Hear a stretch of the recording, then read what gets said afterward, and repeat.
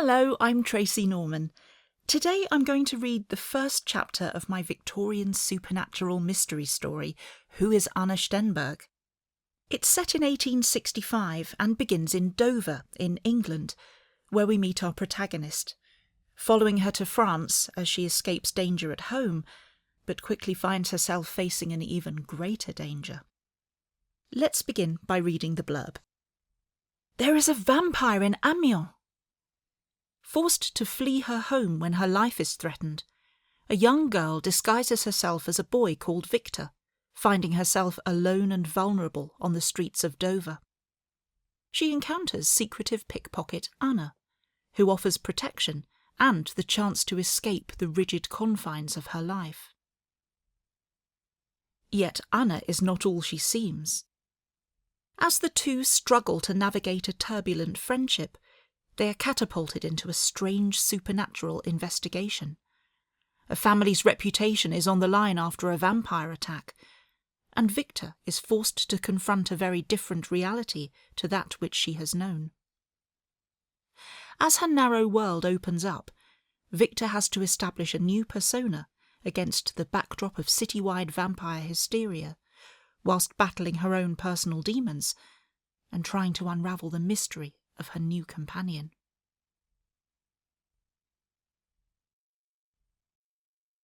Lying in the dark, my sleep-muddled brain struggled to work out where the noise was coming from. Footsteps pounded along the hall below, and I leaped out of bed, grabbing my robe. My heart beat faster as I heard raised voices and a flurry of activity. Throwing my robe on and clutching it around me, I went out onto the landing in time to hear my uncle shouting instructions. I ran down the stairs as the hall clock chimed out midnight.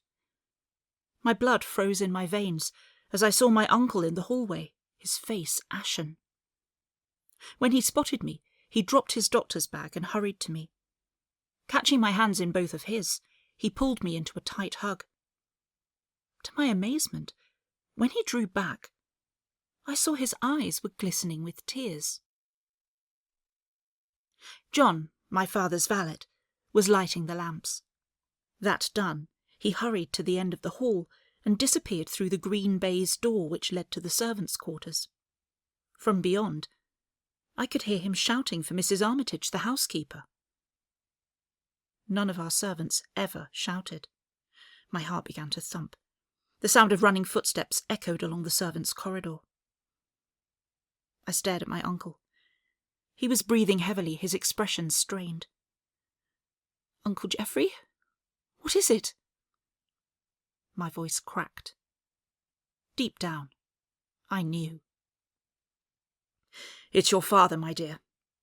The words tumbled over themselves as they rushed towards me. "I'm afraid he's escaped. We have to get you somewhere safe. I fear he will come back here and—" He tailed off, his face greyer than before. "His mania has not improved while he has been in our care. If anything, he has become more fixated on his strange beliefs than when he first came to us."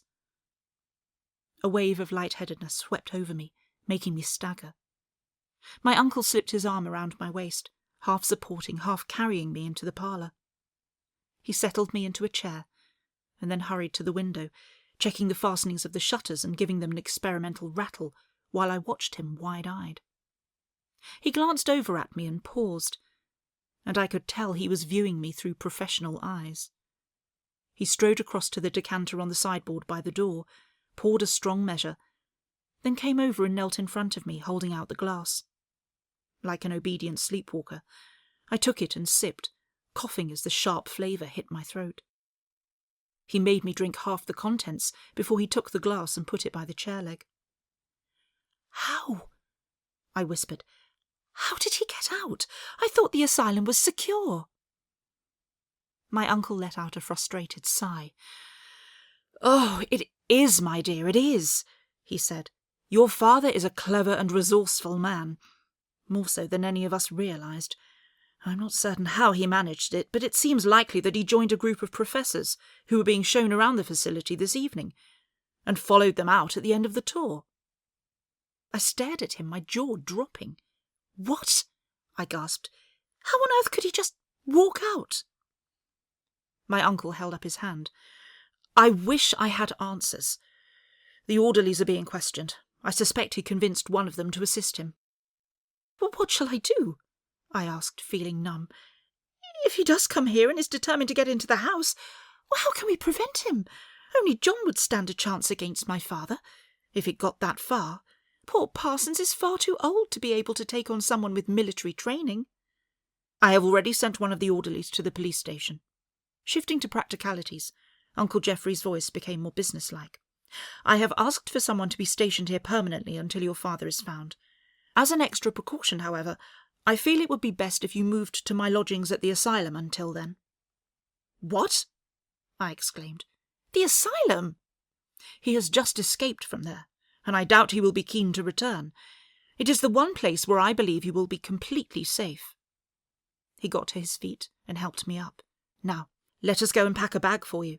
My carriage is waiting outside. We need to make haste." I nodded like an automaton and followed him as he hurried for the stairs. Once in my room, we found my maid Eliza packing a case for me, tears streaming down her face. When we entered, she wheeled around with a sharp cry, only relaxing when she saw who it was. Fresh tears began to fall as she stared at me in fear and bewilderment.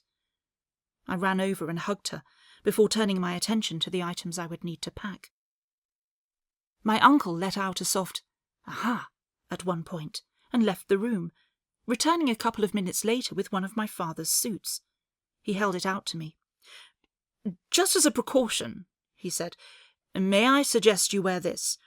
Oh, I know what you're thinking, but please consider. He won't be looking for a young man." The fact that Eliza did not throw up her hands in horror at this unorthodox suggestion drove home the seriousness of my predicament. My stomach lurched, and a wave of nausea washed over me. Eliza finished packing the case, and we went behind my screen so I could put the suit on. The starched shirt collar was uncomfortable, and the jacket far too big. I shared my father's height, not his build. But the trousers were a revelation, and I was amazed at the freedom of movement I suddenly had when I was not encumbered by skirts, petticoats, and corset. Eliza drew my hair back into a ponytail at the nape of my neck, tucking it inside the jacket so it was out of sight. My uncle handed me one of my father's hats, and when I put it on, I was taken aback at how like him I looked. In the dark, with my collar turned up, I was certain I would pass as a boy. Eliza took my bag and hurried downstairs with it as I crossed to my jewellery box and took out 3 or 4 items, most of which had belonged to my mother. I stuffed them in my pocket and followed my uncle out of the room. As he collected his bag and gave John and Parsons some final instructions, a thought struck me, and I went into my father's study. He kept money in one of the desk drawers. There was a tiny nagging voice at the back of my mind, suggesting it might be advisable to take some. There was nothing useful in the first drawer. In the second, I found a letter opener which I slid into my sleeve. The third drawer was full of notebooks. I took a few out and dumped them on the floor so I could see what else was in there, finding a roll of banknotes tucked away in a back corner. I pocketed it and started putting the notebooks away, but my hands were trembling so badly that I dropped one.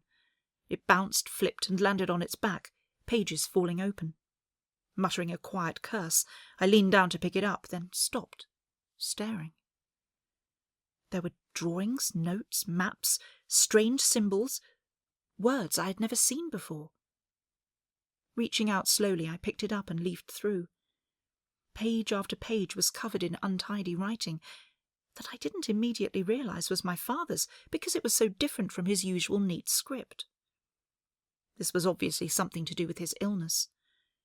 On impulse, I stuffed some of the books into another pocket, marvelling at the ease with which men could carry items.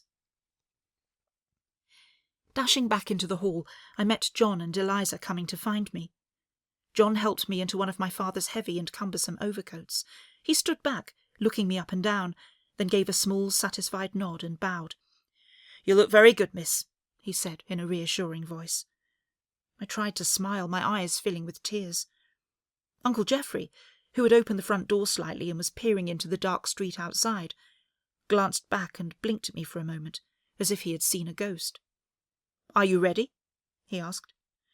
I took a deep breath. "Yes, I think so." My uncle signalled to John, who began to extinguish the lamps in the hall. When he was satisfied that we were not going to be illuminating the entire street, he opened the front door and headed along the path towards his carriage. I paused to give Eliza a hug, then went to the door. As I did, I saw the driver topple from his seat at the front of the carriage. My uncle yelled, a terrible animal sound which was cut off by a dull thud. John sprang over to the door, pushing me behind him. Outside, we could hear the unmistakable sound of men fighting, and John ran down the path towards the carriage, disappearing behind it. Eliza and I stared at each other in horror as Parsons appeared at the end of the hall. "This way, miss! Quickly!" he called. "Eliza, close the door." "What about John?" Eliza quavered. "John knows he will need to go to the back. Do as I say, girl," the butler snapped, and Eliza slammed the door. I heard her bolting it and turning the key in the lock as Parsons led me into the servants' quarters. The baize door swung closed behind us, and Parsons ushered me towards the kitchen. "The police will be here soon, miss," he said. "Find somewhere nearby where you can hide safely. Perhaps the church near the park. That's not too far away. As soon as the master has been taken into custody, this will all be over." He gave me a quick avuncular smile, opening the door into the kitchen yard and looking around. The sounds of fighting could still be heard. I had a chance to get away, but I feared for John and my uncle and for the poor driver. "It's all clear, miss," said Parsons. "Get yourself somewhere safe, quickly." There was a sudden crash from the front of the house, and we both froze. The horse squealed, and I could hear the clatter of hooves. Parsons caught his breath and ushered me out into the kitchen yard. "Please, miss, hurry," he begged. "If anything should happen to you—" He tailed off, and I stared at him, unable to form any coherent thought. There was another crash, this time from the front door, and I heard Eliza scream. Parsons groaned. "Miss, please, you have to get to safety, please." I nodded, and he ushered me to a gate. I realised it led to an area behind our summer house, and felt a sudden shame that I had never seen this part of my garden before. "There is another gate to your right, miss, just over there," Parsons whispered, pointing. "It's unlocked, so John can get back in. It opens onto the street. Head away from the house, and then take the next road on the right. You can get back onto the main road from there and make for the church." "Thank you, Parsons," I managed to choke out, fear gripping my throat and wrenching my stomach so much that I feared I would be sick. Gripping my bag, I ran to the gate, opened it and peered out. The street beyond was dark and empty, a few tendrils of fog swirling around. I stared in terror along the side of my house towards the corner, expecting my father to appear at any second. The horse was quiet now, but there was still a few scuffles and yells. Someone ran across the road at the corner, hefting a cudgel. It was Soames, valet to our neighbours, the Fortescues.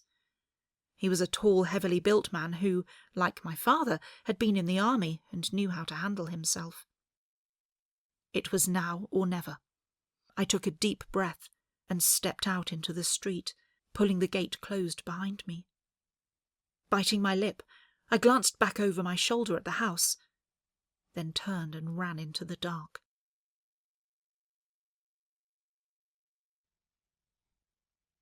Who is Anna Stenberg is a book about identity.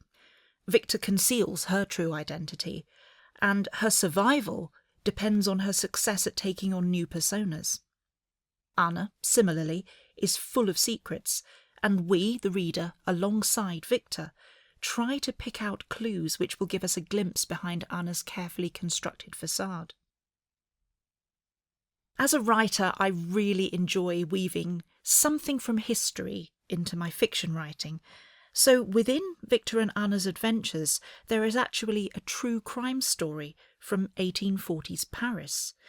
This one was especially perfect for inclusion in this novel, because it has supernatural aspects about it anyway, and in addition it has a wealth of grey areas which basically makes it perfect for asking, but what if, and then filling in those gaps. Who Is Anna Stenberg has been described by reviewers as a spooky gothic novel with Dracula and Woman in Black vibes. And as these are two books I adore, I am honoured to have been mentioned in the same sentence. You can get a signed copy of Who Is Anna Stenberg directly from my website at www.tracynormanauthor.com. Go to the Anna Stenberg page and click on the link.